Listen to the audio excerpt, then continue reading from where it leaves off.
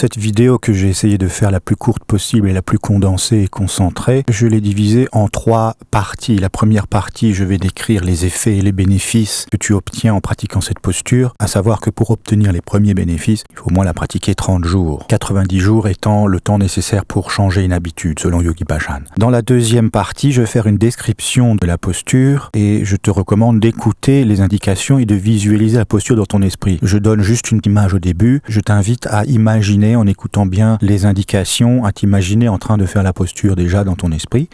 Et la troisième partie, c'est la partie démonstration en vidéo, dans laquelle je fais la posture. Et donc là, tu peux avoir éventuellement confirmation de ce que tu as visualisé dans la deuxième partie, ou découvrir des choses nouvelles. Voilà. Est-ce que tu aimerais avoir confiance en toi ? Salut, je suis Étienne Versinger, créateur de La Voix des Surfeurs d'Or. Dans cette vidéo, je te propose de découvrir et de mettre en pratique une puissante méditation active qui va directement agir sur la confiance en toi.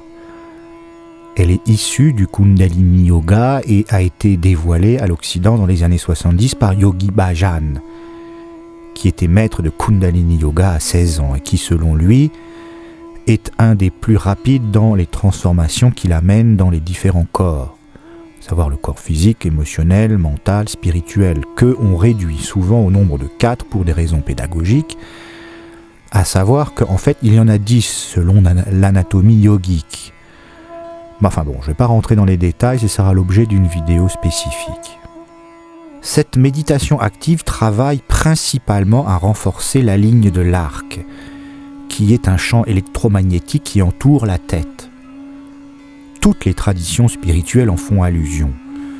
Le Kundalini Yoga considère que le corps humain est une structure électromagnétique agencée selon des méridiens, comme en médecine chinoise, ainsi que des vortex, les chakras, des points qui sont comme les mailles d'un filet, à savoir les 72 000 nadis. Cette méditation active, comme toutes les postures de yoga, agit pour fluidifier les courants d'énergie dans cette structure qui finalement peut être considérée comme un instrument de musique qui est plus ou moins accordé, donc sonne plus ou moins juste. L'objet de ces techniques et de ces technologies, de cette science, on peut dire, est d'accorder l'instrument pour qu'il sonne juste.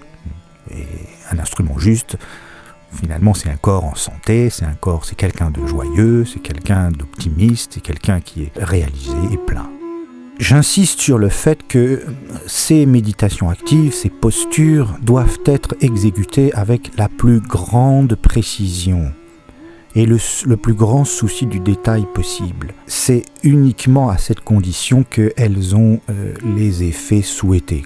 Je te recommande, une fois que tu as appris la posture, que tu l'as comprise, de peut-être te filmer avec ton appareil photo, avec ton téléphone portable, tu te filmes dans la posture, de face, de profil. Comme ça, tu vas pouvoir voir si tu l'effectues correctement. C'est très très important. Donc, on va s'asseoir jambes croisées ou en lotus. Évidemment, le dos doit être droit. Et pour ça, tu vas bloquer les 6 premières vertèbres du bas. Partant du sacrum, le menton va être légèrement rentré en Jal Band. Jal Band, c'est pas un groupe de rock, c'est le nom technique de cette fermeture, de ce blocage du menton. Donc on va rentrer légèrement le menton, l'appuyer légèrement sur le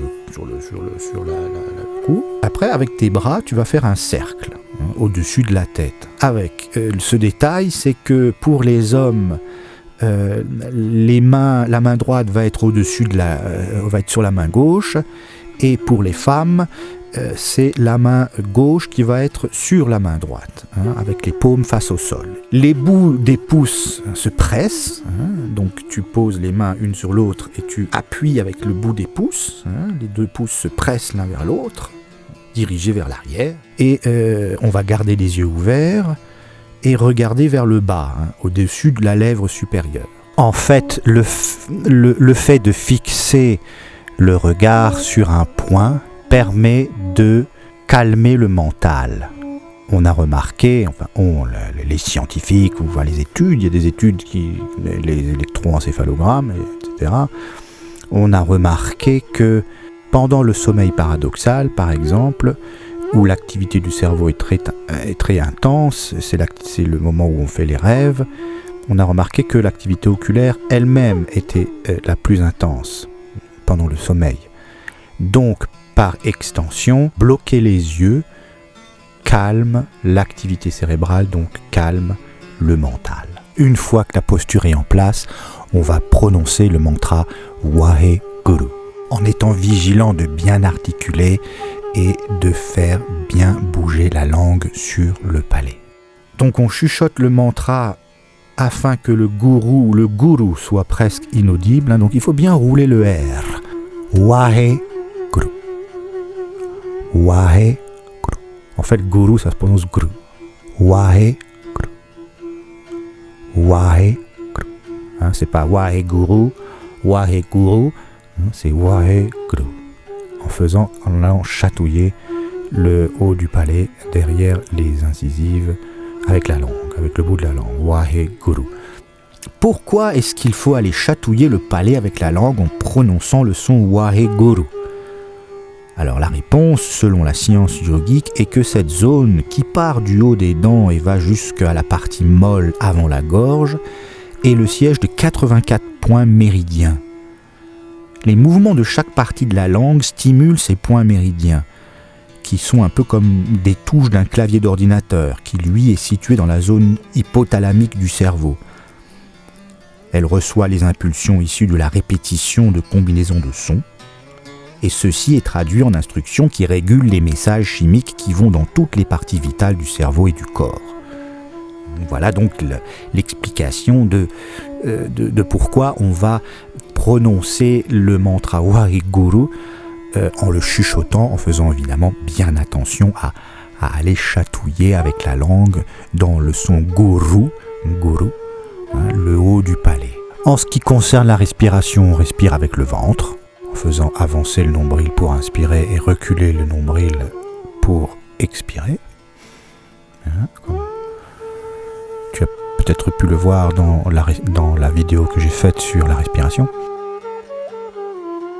Le rythme sur lequel tu vas prononcer le mantra Waheguru, c'est Waheguru, Waheguru, Waheguru, Waheguru, Waheguru, Waheguru. Et tu vas continuer 11 minutes cette posture. Quelques précisions, donc commence avec un temps maximum de 11 minutes, et puis augmente le temps de 1 minute après avoir accompli 15 jours de pratique, et ce jusqu'à ce que tu atteignes 31 minutes. Évidemment, en fin de posture, un temps de relaxation, un temps de rien, un temps de recueillement, de recueillir les sensations. Voilà pour les explications techniques, et maintenant démonstration. Assieds-toi en tailleur ou en lotus, bloque les 6 premières vertèbres, rentre le menton, le regard sur le bout du nez, tête droite, donc menton légèrement rentré. On fait un cercle avec les bras, la paume vers le sol. Le bout des pouces se touche vers l'arrière. Pour les hommes, la main droite se met sur la main gauche, et pour les femmes, la main gauche se met sur la main droite. Les yeux ouverts vers le bas, au-dessus de la lèvre supérieure, qui fixe la lèvre supérieure. Voilà, la posture est installée.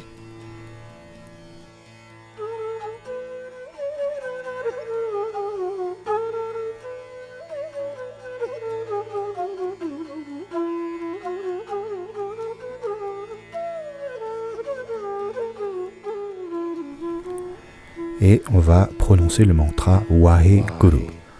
Il faut bien sentir la langue sur le palais, qui va chatouiller le palais, comme on a vu tout à l'heure.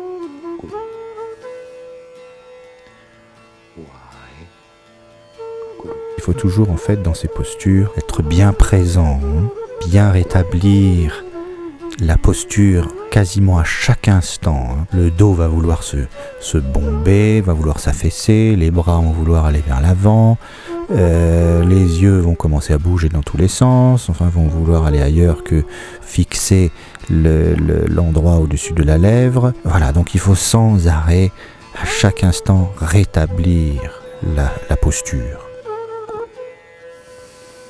En fin de posture, une méditation, en posture du cadavre, sur le dos, les mains, la paume des mains dirigée vers le ciel, et on accueille, tu accueilles les sensations, tu accueilles ce qui vient, tu observes les sensations du corps, tu te branches sur les sensations de toutes tes forces.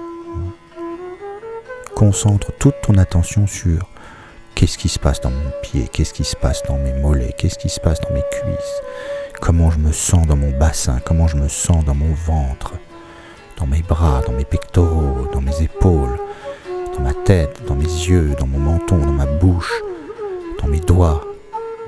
Je visite chaque partie de mon corps. Qu'est-ce qui se passe? Qu'est-ce que je sens? C'est ça, le fait d'infuser la posture.